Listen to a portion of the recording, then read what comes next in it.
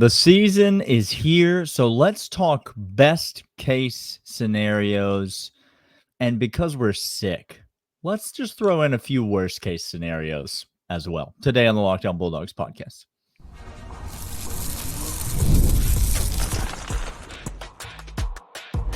You are Locked On Bulldogs, your daily podcast on the Georgia Bulldogs. Part of the Locked On Podcast Network, your team every day. Welcome back, everybody. This is Locked On Bulldogs, part of the Locked On Podcast Network, your team every single day. He is Daniel. I am Clint. Together, we are Locked On Bulldogs. Thanks for being a first listener of the day. We really appreciate you guys, the everydayers who are always here. We appreciate you greatly. Today's episode is brought to you by GameTime. Download the GameTime app today. More on them in a moment.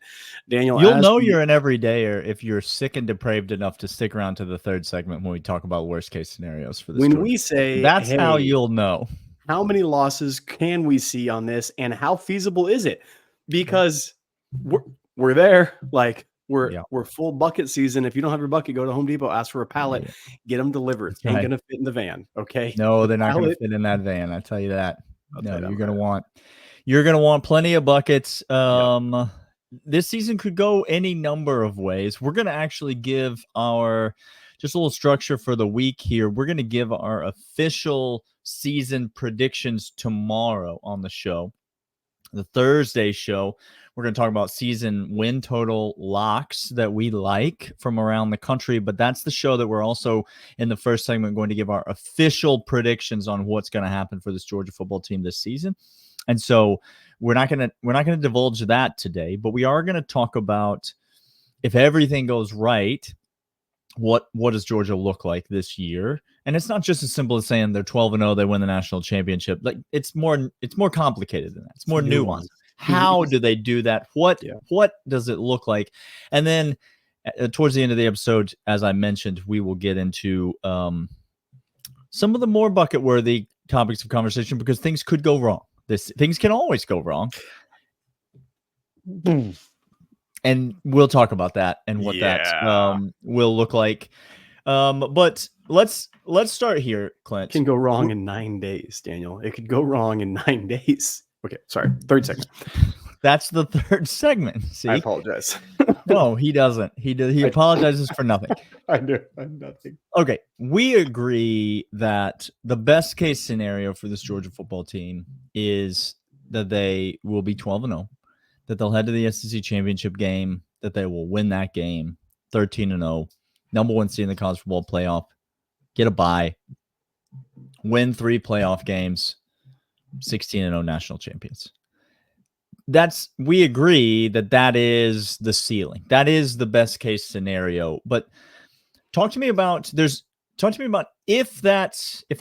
take you into the future and I say, and I just show you that record, it's late January, and I just say that's what's happened. Go ahead and look back and predict what we will have seen along the way. What's the first thing that stands out to you as how Georgia gets to that place? To the undefeated national championship. To the undefeated national. We agree that's the best case scenario, right? Georgia's going to be favored in every single game it plays in the regular season. Literally every, save for one. Texas, I think that'll flip by the time it comes. We'll talk. It could, depends on how things go against Alabama. There's a lot of different, but right now Georgia is the favorite, even on the road against every team they play. They'll be the favorite in the SEC championship game. You know, a national championship game versus Ohio State will probably be like Georgia minus 120 right now, depending on how if they were to handicap that right now. So Georgia the favorite in every game they play. Right. Obviously, 16-0 national champions is the best case scenario. But what do you see getting us there? What will have gone right, I guess, is a better way for me to phrase that. What has gone right is that, first, the offensive line is, in fact, the best in the nation. Because regardless of Carson Beck is spinning, and Carson Beck, the hopes of national champion does in fact reside on the right shoulder of Carson Beck. However, in able to do that, we know Mike Bobo and Kirby Smart. The reason why we'll never see a Heisman at Georgia is because we're not going to toss it 76 times a game. We're going to be balanced. We're going to milk the clock. We're going to try to win games instead of win statistical categories. If you want that, go to USC. Kirby wants to win games. So the first is the offensive line is in fact the best in the nation, keeping Carson Beck upright and road grading every single person in front of them. And that means that Tate Ratledge is a first round caliber. Will he go in the first round? I don't know. It means that he's the caliber of guy that you build an offensive line around. He is the best interior lineman. And it means Ernest Green continues to give up goose eggs on sacks. That's the first thing it means. The second thing it means is the depth on defensive line. Shocking that I start in the trenches where, the head coach of Georgia. Well, that's not where you win, is it, Glenn? That's literally where you win all the time. It means the defensive line, so far the Achilles injuries and the leg fractures and all of that, to the depth of the defensive line, do not stack up too much. People get healthy, come back. Young guys step in to that role and show out in a big way. It means the defensive line is probably near the top of the SEC as well, Daniel, in performance and grading out every single day in, day out on the metrics. That was where I would start. Where would you start to say this is the most successful? We're in the national championship picture. What went right? Yeah, I want to comment on both of the areas that you talked about, and I think it's not like I disagree with either of them. They're both obviously fundamental to winning football games. I'm gonna expand on one, I should say, and I'm gonna tweak the other and see what you think about it. We'll talk about that in segment 2 coming up right after these. The first thing we need to talk about is Game Time. Daniel, Game Time is fantastic. You love them. I love them. I like going to events. I like going to a live event. I like the thrill of the crowd. I like when everything is right there in front of me. But I hate, Clint, and see if you can relate to this, spending a lot more money than I need to get to those live events. If only there were a way that I could guarantee myself that I could get the best deals on last-minute tickets to all the things that I want to do. Like football games, like baseball games. Right now, baseball is ready to roll and is still going. Game Time has 50% off Labor Day deals. Diamondback Dodgers, that sort of deal heading up, Daniel. It's also picking up, we've got super deals as well. Game Time picks are fantastic for everybody because they have super deals in which you see everything in the app that gets you what you need right there. You don't have to second guess anything. It's all in pricing, curated deals. No hidden fees. No hidden fees. Nonsense. The view from the seat, you can get that as well. All in pricing. Essential. It is a must that you get all in pricing in what you're looking for because you don't have to mess with it anymore. It's right there. It's right there in front of you. Lowest price guaranteed. If you don't get the lowest price, Game Time will credit you 110% of the difference. Your purchase is covered by the most flexible customer service policy in the ticket industry. Take the guesswork out of buying tickets with Game Time. Download the Game Time app, create an account, use promo code LOCKEDONCollege, $20 off your first purchase. Terms apply. Again, create an account, redeem code LOCKEDONCollege, $20 off. Download Game Time today. Last minute tickets, lowest price guaranteed. So yeah, Clint, I agree these games are going to be won in the trenches. If Georgia's 12-0, I think it's going to start up front. We all agree it means Carson Beck's going to have a heck of a season. I think if Georgia's 16-0 national champions, I think you're looking at a Carson Beck Heisman Trophy. Okay. But that's a little bit nuanced, and it's not essential to the formula. I just think it's the most likely outcome to the formula. But I'm going to actually hedge against that with what I'm about to say. Okay. And I don't think it's necessarily what a lot of Georgia fans are thinking when they think about this offense, because we do have the best quarterback in all of college football coming back, the guy that I think is going to be the number 1 overall draft pick in the NFL draft, in Carson Beck. So and they might have the number 2 overall draft pick in the NFL draft in Michael Williams if things go well. Stay tuned until point 2 of my 2 points. I think the first thing that we will have seen go right for Georgia to get to this 12-0 regular season, 16-0 national champion is that the run game is more dominant this year than it has been in the last 2 to 3 seasons. I think you mentioned the offensive line, road grading. You mentioned Tate Ratledge. You didn't talk about Dylan Fairchild, Jared Wilson. You didn't Micah Morris. I mean, there's just so many dudes on this. You like Xavier Truss in a run block, Clint? Is that a thing that'll get you fire lit? That aspect will get me excited. We love that. Georgia's got a stable of backs this year that I don't think they've had in quite some time. We've been on the record about that. ETN brings a dynamic that we haven't necessarily seen at Georgia in a while. Branson Robinson is that dude. Roderick Robinson had a great spring. If he recovers from this toe injury moving forward in the fall, I think that three-headed monster is going to be elite at running the football. But running the football is how you just close these games out, Clint. It's how you salt these things away. It's how you rest people. It's how you get these, it's how you just book these wins, and it's how you wear down opposing teams. Georgia's going to get into the playoff, and they're going to go up against teams like Oregon, dynamic offensive talent. Ohio State, dynamic offensive weapons. If you're able to control the game and run the ball at an elite level, plus you have a quarterback who can get it done, right? I'm not talking about just a game manager, turn around and hand the ball off back there, but Georgia's got the quarterback. We know that.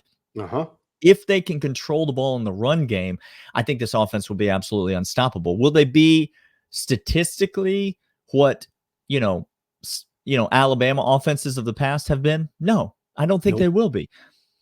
But will they be the most dominant offense in points per possession and things like that in all of college football? Absolutely, they will be, because they'll be able to just pound, and then right over the top for big explosive plays. That's the first thing that I think we will have seen. And then you mentioned the trenches, but I don't necessarily think it's going to be the big guys. I think for Georgia to get to 16-0, the big guys just have to hold their own in the trenches. Okay.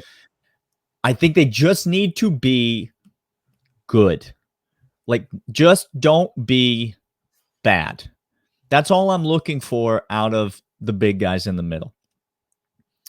I need the pass rush and the secondary to be elite.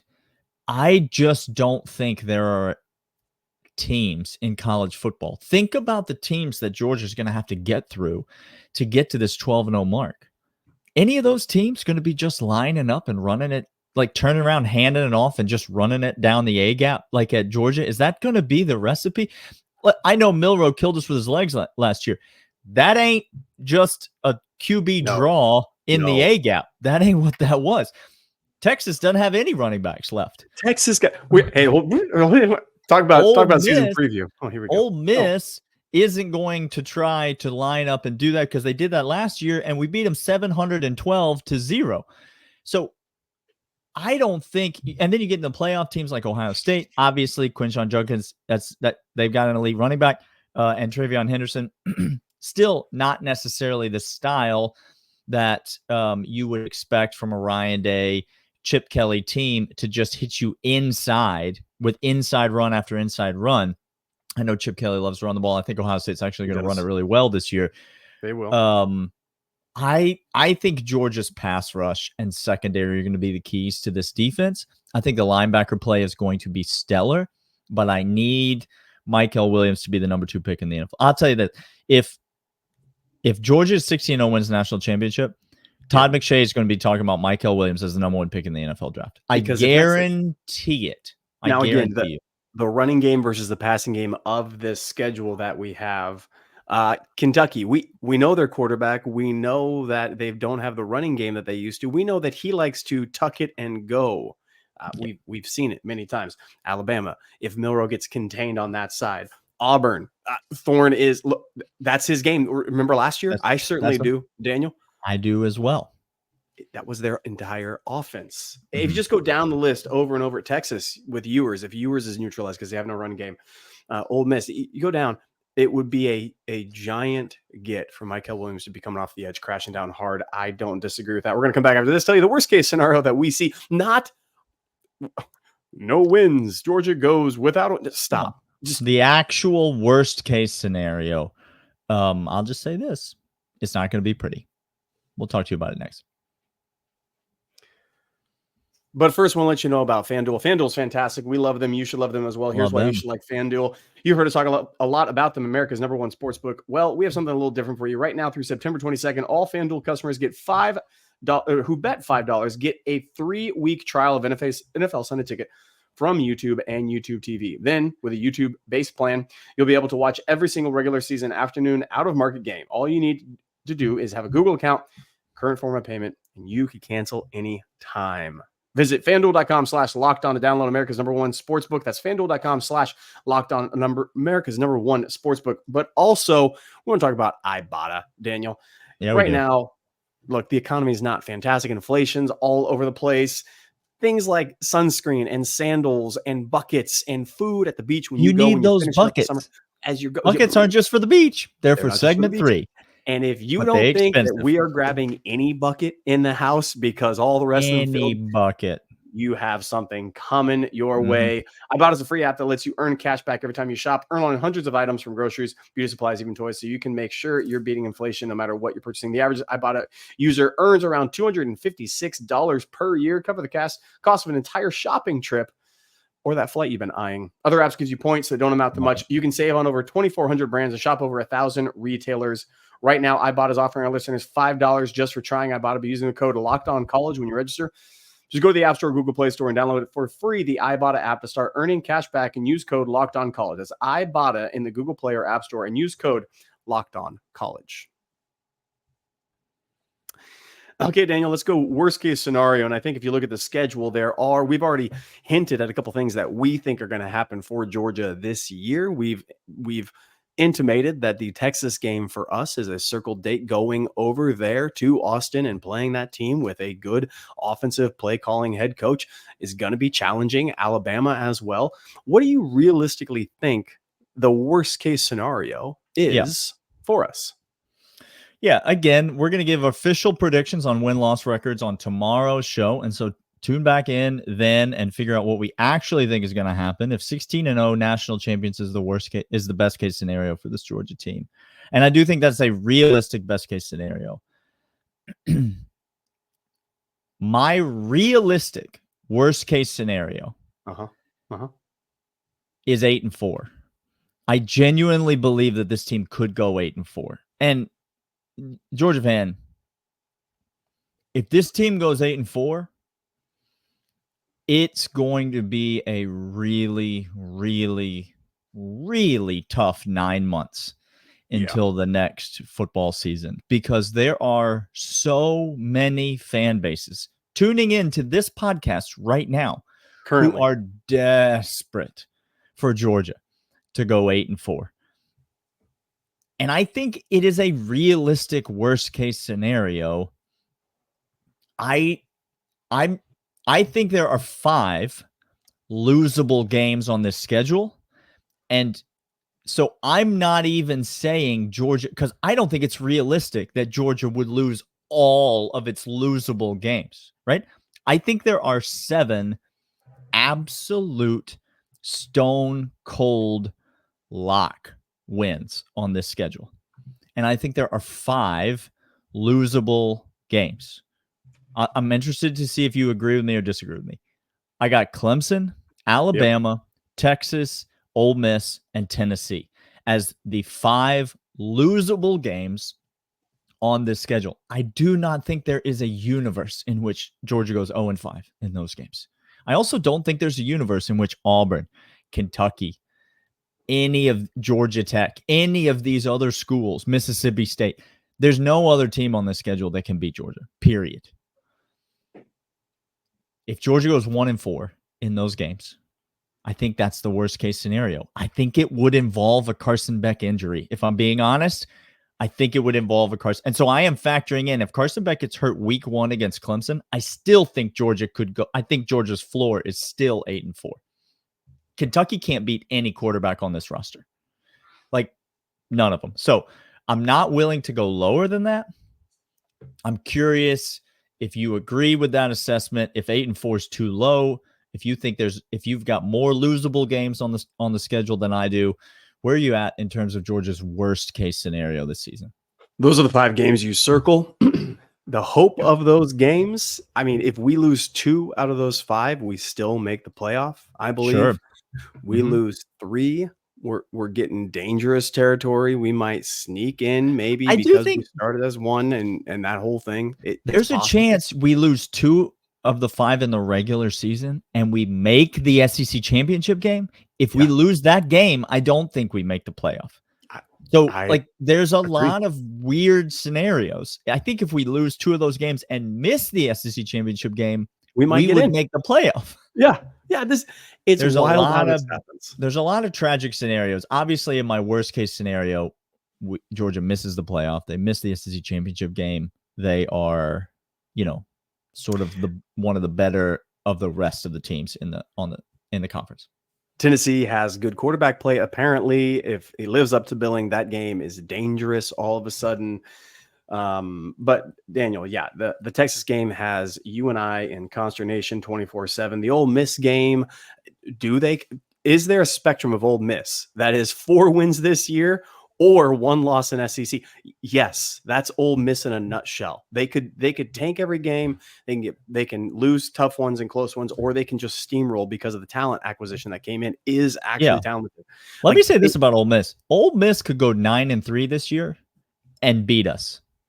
That's in the realm of possible outcomes for Ole Miss. So our game against them, they count as a W, and there's still 3 other losses on their schedule. Yeah, because they could just play outside of their minds. There's a lot of really talented guys on that roster. Now, whether or not they can fix some of their issues from last year with rented players remains to be seen. But it's a losable game. It is. And Clemson, week 1, is a losable game. It is. Do they have stellar defensive players at Clemson? Yeah, they do. Yeah. They absolutely do. Do they have all talented wide receivers and quarterback? Maybe not. But as they've upgraded the wide receiver position substantially. Are those guys going to be ready to play? Is Cade Klubnik going to take a big jump? Like this, it's a losable game. I'm certainly, tune in tomorrow to see if I think we're going to lose it or not. But I do think that's the worst case scenario, 8-4. And man, it would be a nightmare. It would be a nightmare for this team to go 8-4. I don't know, Daniel. Just to quit all the loyal third segment, the everydayers, the 199 who are here. Who we may have some Chili's being just eradicated from. We're gonna wipe them off the face of their position on dirt. That's going to be bad. Yeah, it's going to be bad. He is Daniel. I am Clint. This is Locked On Bulldogs, part of Locked On Podcast Network, your team every single day. We'll be back tomorrow giving our predictions for every single game and what we think is going to happen as the season rolls out. We'll see you guys then. See ya.